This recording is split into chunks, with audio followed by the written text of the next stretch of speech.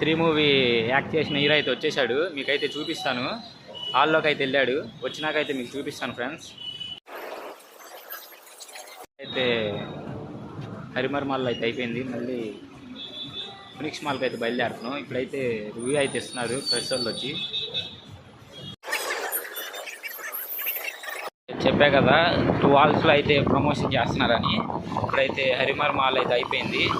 మళ్ళీ మైత్రి ఫినిక్స్ మాల్కి అయితే వెళ్తున్నాం.